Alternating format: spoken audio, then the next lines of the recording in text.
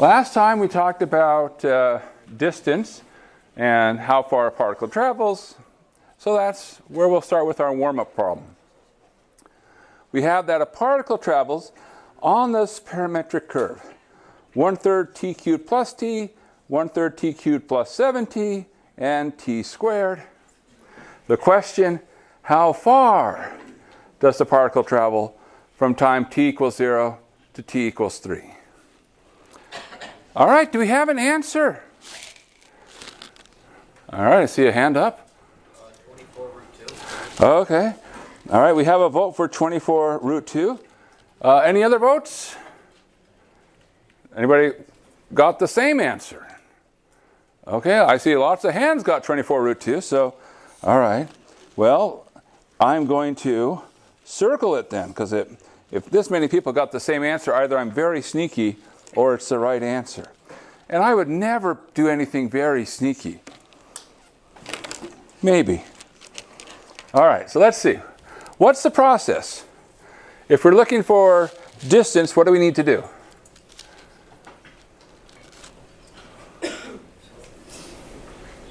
Integrate. Okay, so we need to do a derivative because we're going to go do an integral. And you're like, wait a second, what? I thought those just undo each other. But there's a combination of things going on. So there's a couple things you could start off by doing. One thing you could start off by doing is saying, well, let me just remind myself of the formula. Distance is the integral a to b magnitude r prime of t dt, which just says if I integrate speed, I get distance. So it's like, okay, I do need to find r prime. All right, so as was suggested, very, very well. Great suggestion. Take a derivative. And we do it entry by entry. What's the derivative of the first entry? T squared plus 1. The second entry? T squared plus 7. The last entry? 2t, or is it not 2t? That is, oh wait, no, that's not the question at all. It is 2t, okay. All right, so we have r prime. We're not ready to integrate. Now comes the hard part of these problems, which is actually figuring out what is the magnitude of r prime. And this is sort of a nice test. You know whether or not things are going well, depending upon whether or not you get a nice expression for magnitude of r prime. All right, the fun part. And this is where, if you're an instructor, you start getting nervous, like, I really hoped I wrote this down right, because if you didn't, you get a hopeless integral. And you stand there awkwardly in front of the students, and they're just looking at you, and you're looking back at them. It's a little embarrassing, but all right. So the challenge, of course, is that the magnitude involves the square root. So you take the square root of all of the entries squared added together. So mostly it's a matter of rewriting, expanding, and gathering. So the first term becomes t to the fourth plus 2t squared plus 1. The second term is t to the fourth plus 14t squared plus 49. And the last term is 4t squared.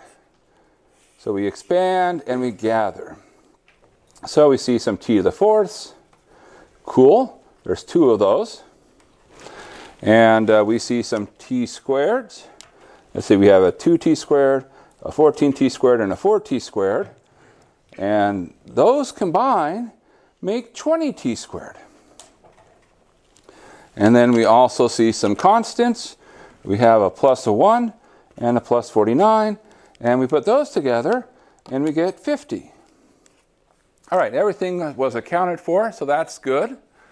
And now we start crossing our fingers. It's like, okay, we want this to be something we can take a square root of. So how do we get there? What can we start by doing? Okay, everything has a common factor of 2. So we can pull out the 2. So I'm just going to put it right here for the time being. T to the fourth plus 10t squared plus 25. Now at this point you're like, I wanted a square. This is what we call the quartic, a fourth degree polynomial. How do you factor quartics? Well, you don't, right? Secretly, in our mind, we say, oh, this is like t squared squared plus 10t squared plus 25. So it's kind of like the problem, we can call it like y squared plus 10y plus 25. Does that factor? Yeah, and in fact, not only does it factor, you're like, I am strongly suspicious that this will factor as something nice because our professor loves us. All right, so in particular, what do we get? Well, we get 2 times, and we get t squared plus 5 quantity squared. So it factors as, here it becomes y plus 5 times y plus 5, or t squared plus 5 times t squared plus 5.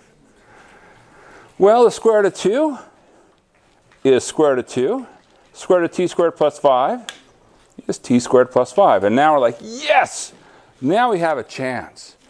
Because when we're integrating, there won't be any square roots involved. Our favorite kind of integral, one without square roots. So we now have our distance is going to be integral.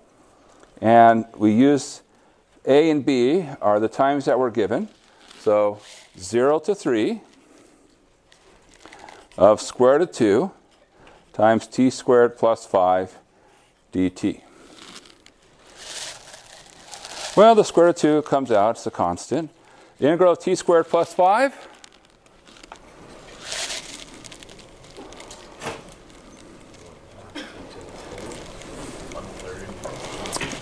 one third, t to the third, you add 1 and then divide by the new exponent, and 5t. Evaluating from 0 to 3, 0 is one of our favorite numbers. Plug in 0, you get 0. So we just need to worry about what happens when you plug in 3. Square root of 2, 1/3 times 3 cubed, plus 5 times 3, and I'll just put a minus 0, saying that, yes, we know that when you plug in 0, you get 0. All right, 1/3 times 3 cubed, also known as 3 squared, which is 9.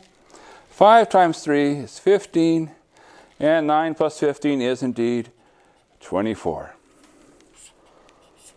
24 square root of 2. Woohoo! All right, good. Excellent. So you just need to remember, if you see a problem saying, hey, how far does this particle travel? You just say, I'm integrating speed. I just have to find speed. All right, any questions on the problem or the process? Are we good? Okay. Well, now we get to move on to today. And since we're approaching the exam, I just thought I'd share a thought. You probably have heard me say this before. You know, a lot of people think that, you know, when you're doing math, it's with this little tiny piece of your brain, just like this little tiny corner, that's your math part of you. But it's not. When you do math, it's a whole body activity in many ways. And if you want to do well at math, you have to take care of your whole self. And so as we're approaching the exam, which can be a particularly stressful time, make sure you're putting yourself in your best state that you can be. Get enough sleep. You know, pulling all-nighters 2 or 3 nights before the exam, it's a bold move. I've seen people fall asleep in exams. It's not a great strategy. You know, so get the sleep you need. Eat food that you like. You know, get out, get some fresh air. It looks like the weather next week is going to be lovely. And even if it wasn't, still go and get some fresh air. You know, take care of your mental health. If you need to, go find a pillow to scream into. It's okay. We make no judgments. Just be your best self so you can do your best. So that's as we get ready for the exam. Now, what are we doing today? Our last hurrah. Well, we're still talking about things dealing with parametric curve, but we're going to be looking at essentially 2 things. We're going to look into acceleration. So in some sense, you could say, hey, we've been talking about velocity and speed. and finding distance. So today is about acceleration. And we're going to do what's called decomposing acceleration. Now, what does that mean? Well, we're going to break acceleration up into two parts and say, well, there's a part of acceleration that's pulling you forward and backward. So in other words, it's going in the direction of motion. But there's also a part of acceleration that's pulling you to the side. So that's perpendicular to motion. So we're splitting up parallel to motion, perpendicular to motion. And well, how do we find these things? Well, it turns out we have ways. Now, I should explain capital T and capital N. This T is the direction of motion, which, by the way, when I say motion, you should think r prime. So it's pointing in the same direction as r prime. But we're going to make it a unit vector. So it's a directional vector. So this a sub t is, you should think of it as it's a function that's capturing the amount, the magnitude of pull in the direction of motion. And a sub t can be positive or negative. So if it's positive, you should be speeding up. If it's negative, you should be slowing down. N, again, is a unit vector. It's perpendicular to motion. A sub n, again, magnitude. There's formulas. We're going to go through these. If you want the coefficient a sub t, you take the derivative of speed. And then you can take advantage of a right triangle and say that if a sub t squared plus a sub n squared is the magnitude of a squared. We'll explain all of this as we go on.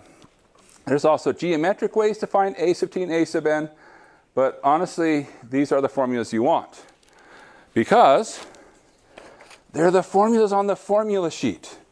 So we have one last little piece of our formula sheet that we're filling in today, and it deals with our decomposition of motion. One other thing we're going to talk about is curvature. Now, what's going on with curvature is we're not paying attention to the particle traveling.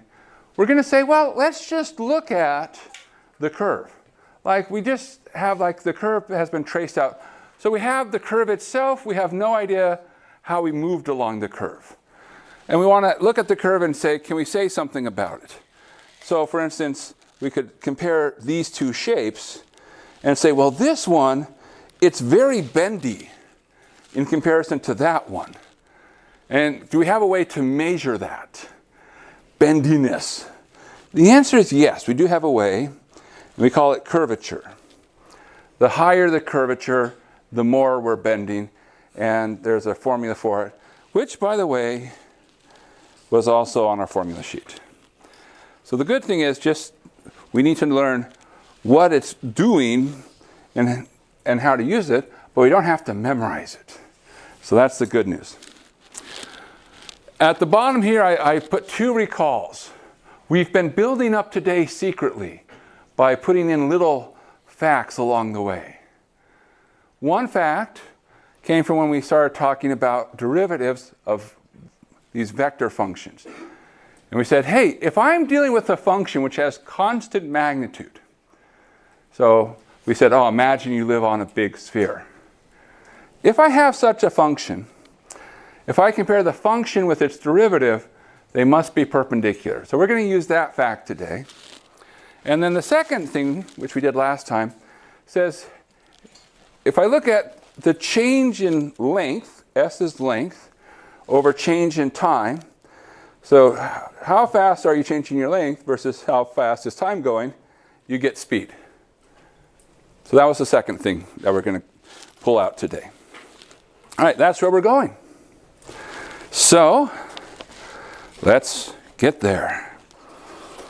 So here we go.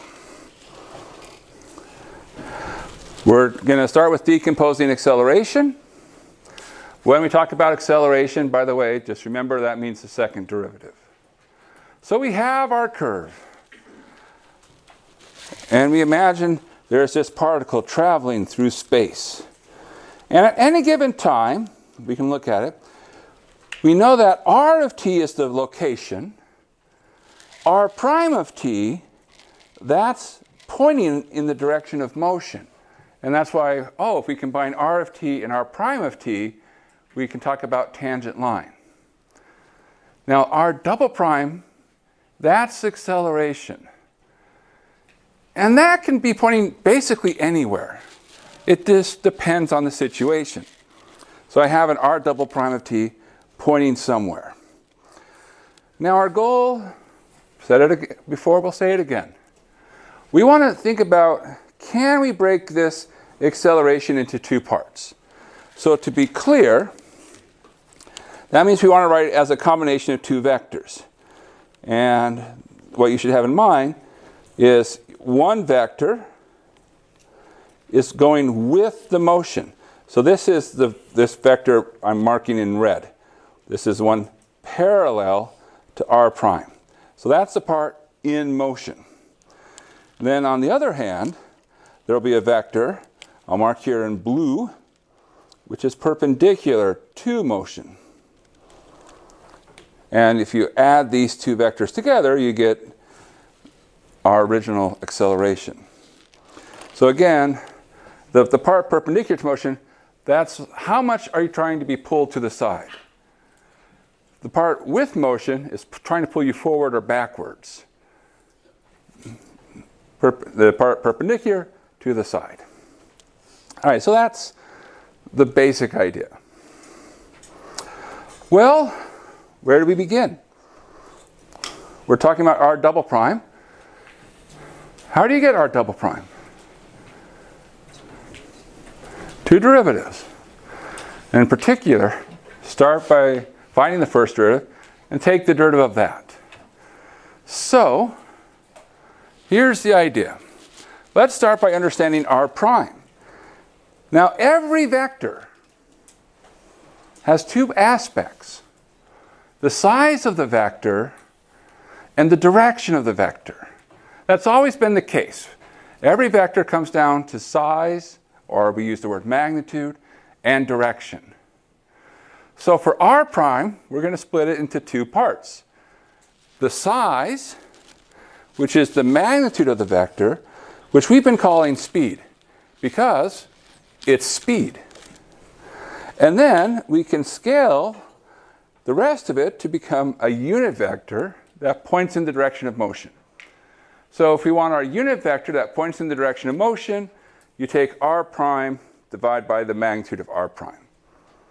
So, in particular, we have that r prime is the magnitude, which is speed, times this thing called t, which is the direction of motion.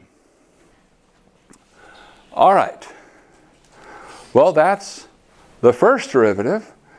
And now we take the derivative of that.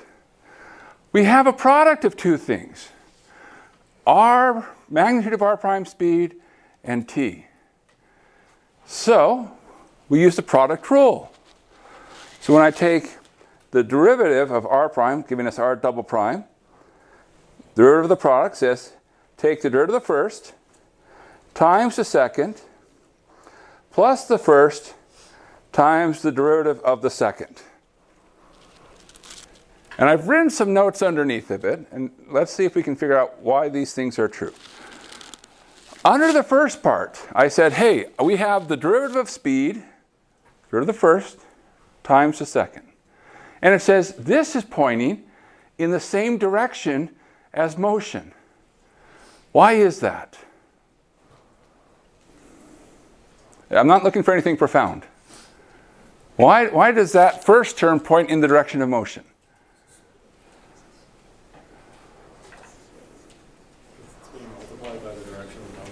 Yes, because it has t, and t is the direction of motion. So the direction is the same direction, it's the direction of t. So yes, so that definitely points in the direction of motion. Now the second part, it says, oh, that is perpendicular to the direction of motion. Now this is more subtle. Why is that true? And if you want a hint, I can give you a hint.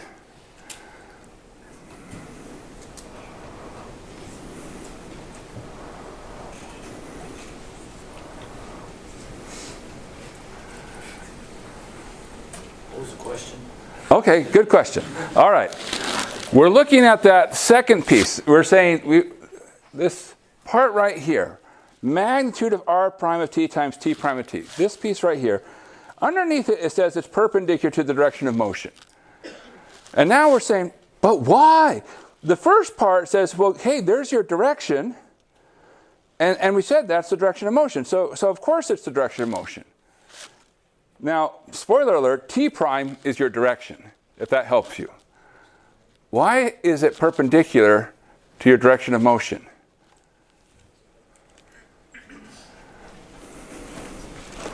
We have the tools to answer that. This is not just like, well, it would be really convenient if it were true. It's like, no, it's definitely true. There's not a doubt in our mind. So what? Why? But why is it perpendicular to direction?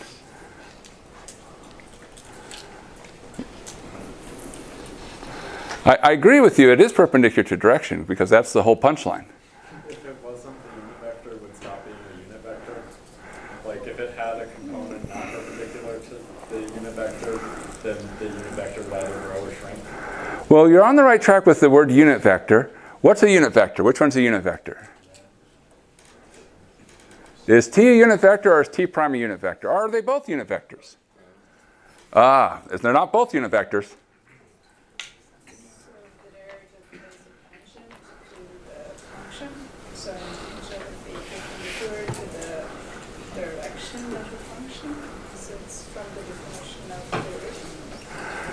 Well, not automatically. There's something, one of these is guaranteed to be a unit vector, and that's the key, that is the unit vector. Which one of these is guaranteed to be a unit vector? T.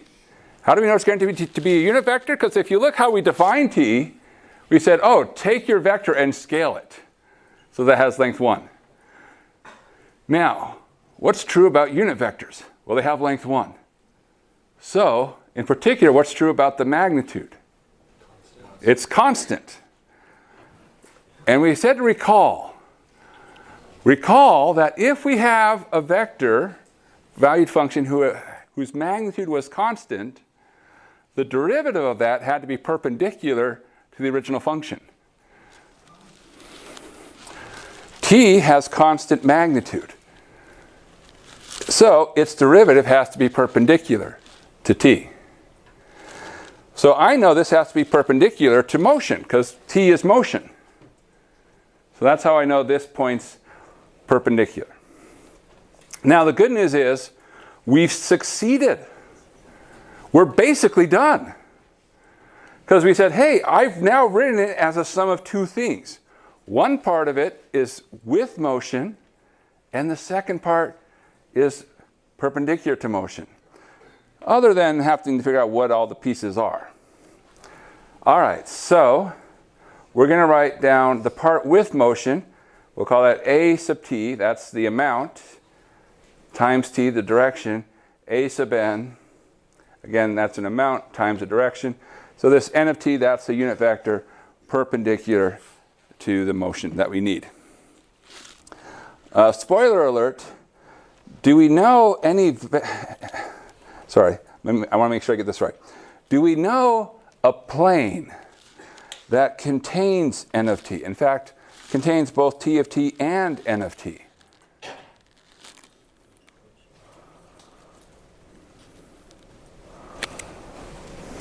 The kissing one?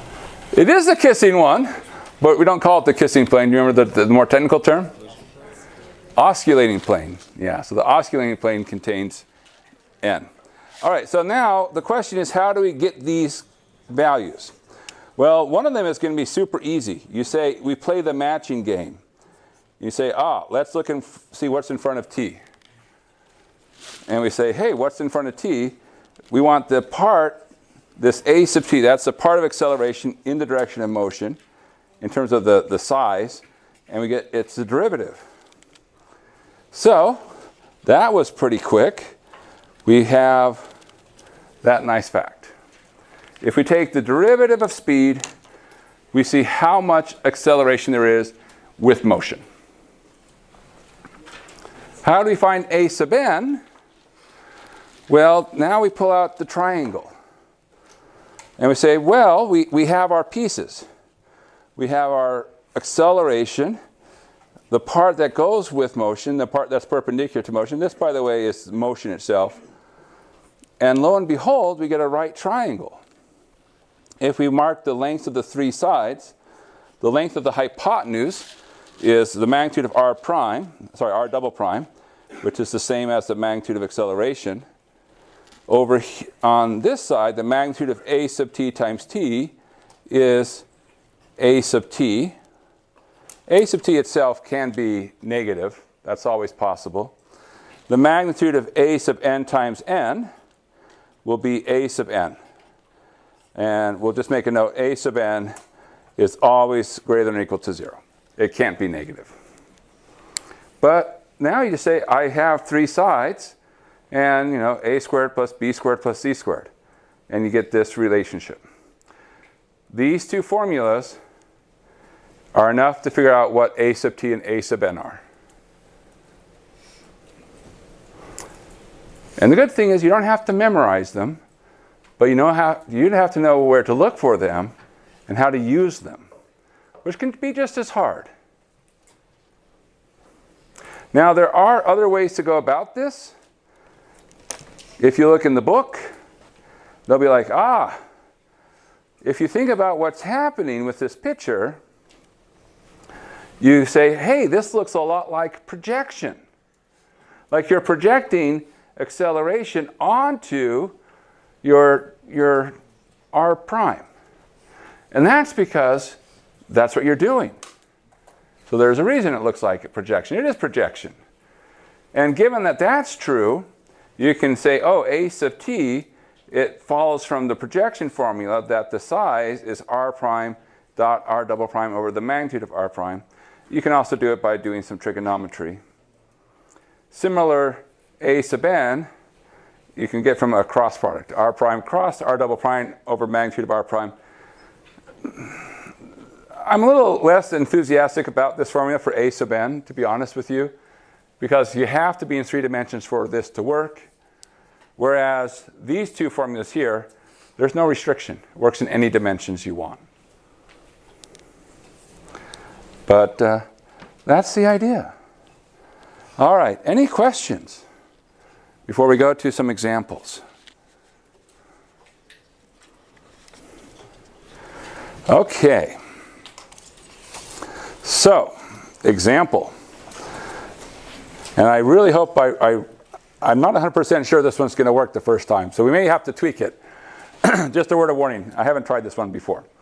Find a sub t and a sub n for r of t equals e to the 2t, 4 e to the t over 2, e to the minus t.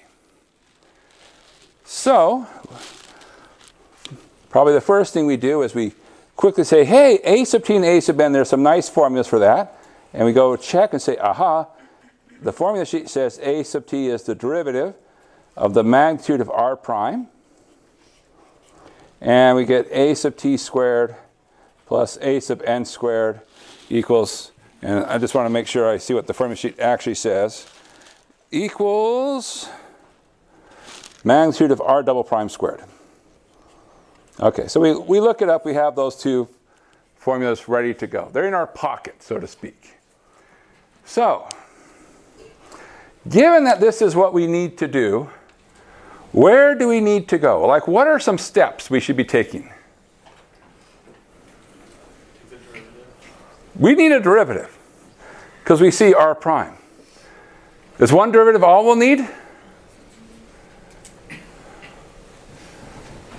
Probably not, because you'll see there's an r double prime. Now, if all we needed is a sub t, yes, one derivative suffices, but if you want to go all the way, you'll need to get to the second derivative. Okay, so we need to find our derivatives. So let's find those. What is r prime? Derivative of e to the 2t, 2e to the 2t. Derivative of 4e to the t over 2, 2e to the t over 2. Derivative of e to the minus t, negative e to the minus t. while we're in the mood of doing derivatives, r double prime is, first entry, derivative of 2e to the 2t. 4e to the 2t, very good. Derivative of 2e to the t over 2. E to the t over 2. Derivative of minus e to the minus t. E to the minus t. Minus minus makes a plus. All right, so we found our derivatives, which we're going to be making use of.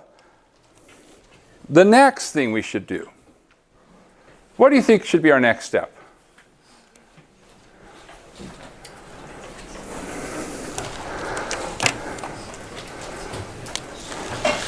Next step, find your magnitude.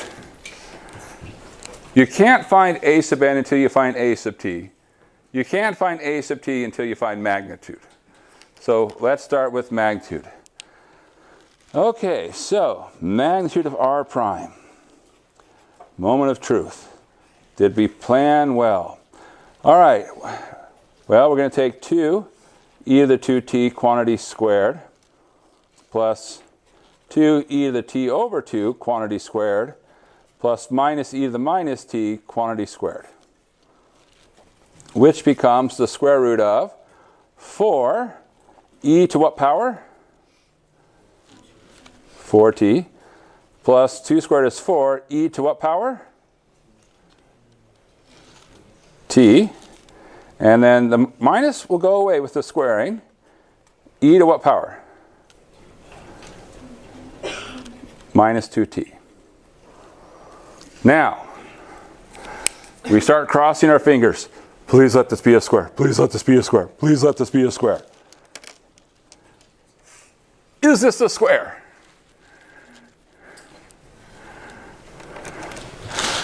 Oh, someone's shaking their head. I'm like, no, I thought I was so careful. If it were a square, probably this would be one of our terms. So that would be 2e to the 2t quantity squared. And this would be one of our terms, which is looking a lot like e to the minus t quantity squared. What would I want to be in the middle if this were a perfect square? So this is like the a squared.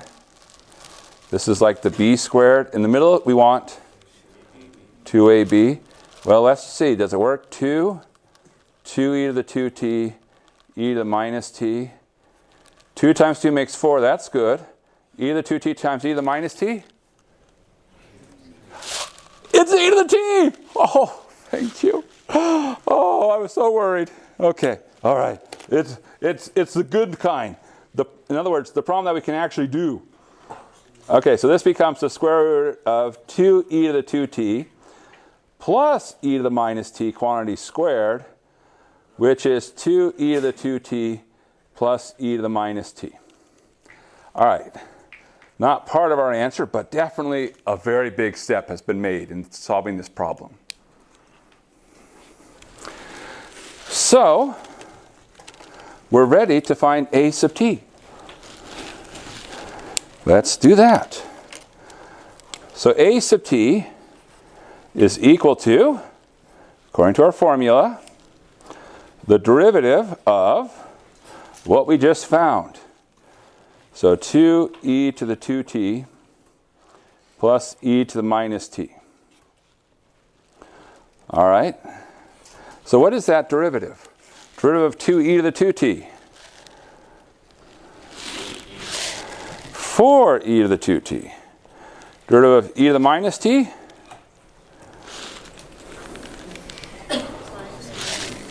Minus e to the minus t. And that is a sub t. We're halfway done, right? We found a sub t. Nice. Any questions on that part?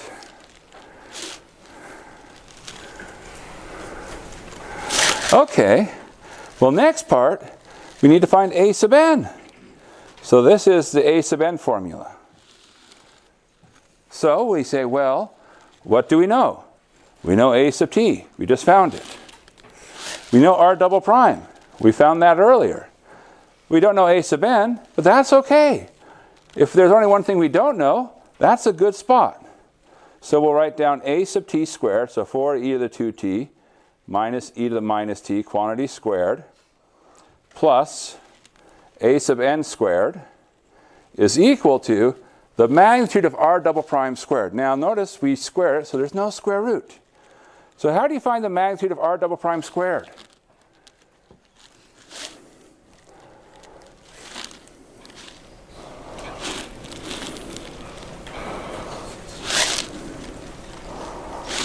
What's the process? You square each of these entries, and then you add them up. So it'll be 4e to the 2t squared plus e to the t over 2 squared plus e to the minus t squared. Well, now we just be very patient here. So if we expand, we'll get 16e to the 4t. When we do our cross terms here, what will we get? We'll get minus 8 e to the t. Is that right? Yes? No? Okay. And then plus e to the minus 2t plus a sub n squared. Here we'll get 16e to the 4t plus e to the t plus e to the minus 2t. And at this point, usually good chunks of it will cancel. What cancels here? Okay, they both have 16e to the 4t. E to the negative 2t. Doesn't cancel, but we can move it over. So, we are told a sub n squared is equal to, there's 1 here, add 8 more, 9 e to the t. So how do we find a sub n? Take the square root. And we don't need to worry about plus or minus. A sub n is always positive. So the square root of 9 is 3. Square root of e to the t is e to the t over 2.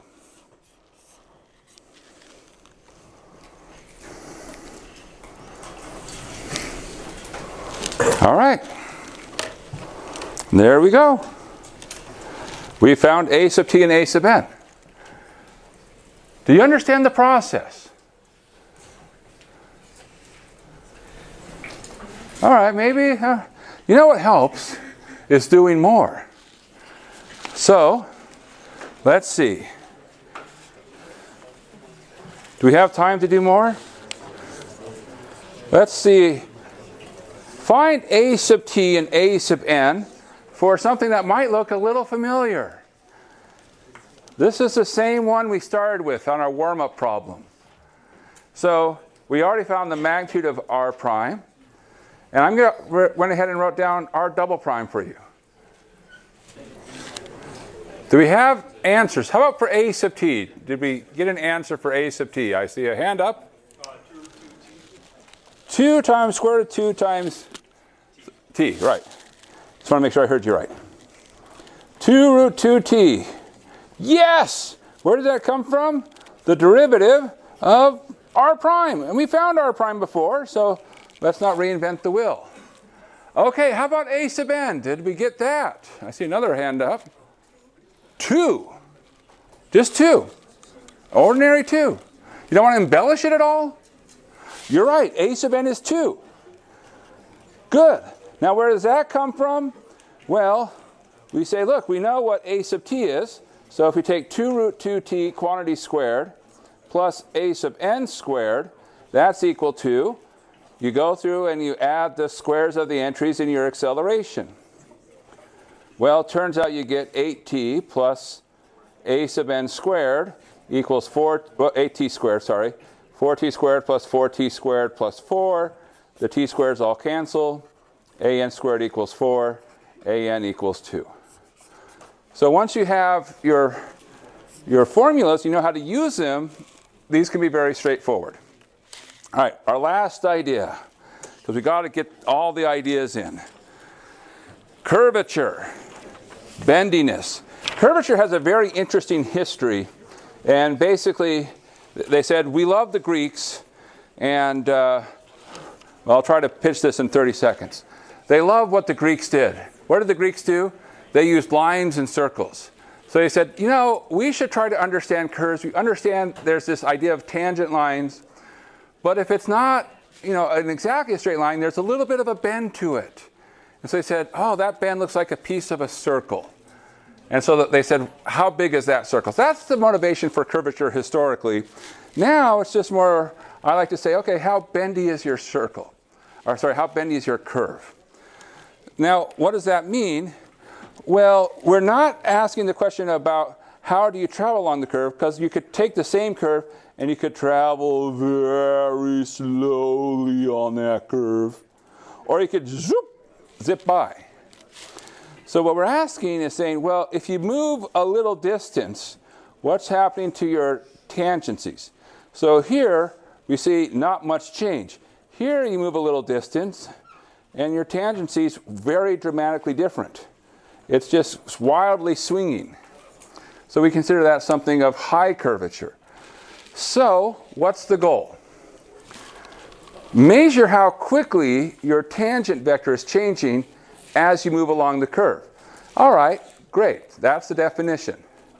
So that means we're measuring a change. That's the derivative. Change in the tangent vector over change in distance. Change in distance is referred to as S. S is how far you've traveled. Great idea. Hard to implement. So we say, well, let's make it easier. Oh, by the way, we use a kappa. It looks kind of like a K. And if you spell curvature incorrectly, you might want to use a K at the start. So that's how you remember it. K for curvature. So you say, well, you can apply the chain rule, and it says that's the change in the tangent vector with respect to time, change in time with respect to distance, which is equivalent to saying find the magnitude of t prime over magnitude of r prime. And we're like, magnitude of r prime, that's totally awesome. We love magnitude of r prime. Magnitude of t prime, we saw that before. We saw it today when we talked about decomposition. And if you dig through what it says, we can, this is the details, don't worry about the details. It says, hey, magnitude of t prime is this term a sub n over magnitude of r prime. So you put it all together and you get the following. If you want curvature, that a sub n divided by magnitude of r prime squared. So that measures how quickly you're changing. That's your curvature.